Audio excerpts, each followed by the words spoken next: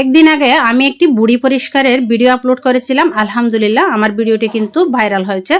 সে ভিডিওটা অনেক আফু ভাইদের রিকোয়েস্ট ছিল বুড়ি কিভাবে রান্না করা হয় তার একটি ভিডিও আপলোড করার জন্য। তো চেষ্টা করব আপনাদেরকে একটু দেখার জন্য কিভাবে বুড়ি একদম স্বাস্থ্যসম্মতভাবে রান্না করবেন।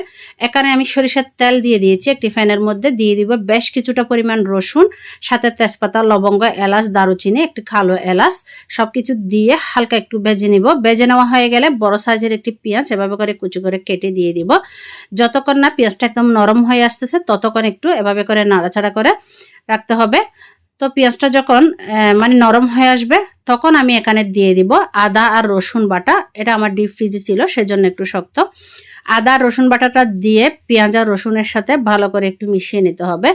এটা যখন হয়ে যাবে তখন দিয়ে দিবে একটি পেঁয়াজ। আমি ছোট একটা গ্রেটার দিয়ে গ্রেট করে নিয়েছি, আপনারা চাইলে ব্লেন্ডারে ব্লেন্ডও করতে পারেন। তো ভালো করে একটু কষিয়ে নিতে হবে যতক্ষণ না কাঁচা গন্ধটা চলে যাচ্ছে। এখন আমি এখানে কিছুটা পরিমাণ মশলা অ্যাড করব। দিয়ে দিব হাফ চা চামচের মতো ধনিয়া গুঁড়া, হাফ চা চামচের মতো হলুদের গুঁড়া, 1 চা চামচের মতো লাল মরিচের গুঁড়া, 1 চা চামচের একটু কম গরম মশলার গুঁড়া, ভাজা জিরার গুঁড়া, স্বাদ মতো লবণ দিয়ে একটু কষিয়ে নিতে হবে। যে তো আমি মশলাটা কিন্তু একদম অল্প পরিমাণে ব্যবহার করেছি। চেষ্টা করবেন মশলাটা একদম অল্প পরিমাণে ব্যবহার করার জন্য। কিছুটা পরিমাণ পানি দিয়ে দিব।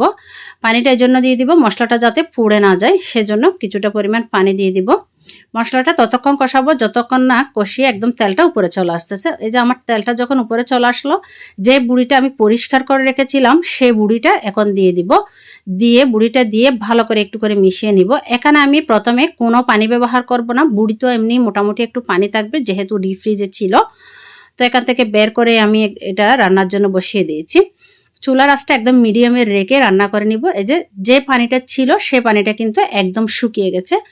এখন আমি এখানে দিয়ে দিব একদম টকবকে গরম পানি। ফুটানো গরম পানি দেওয়ার চেষ্টা করবেন অবশ্যই।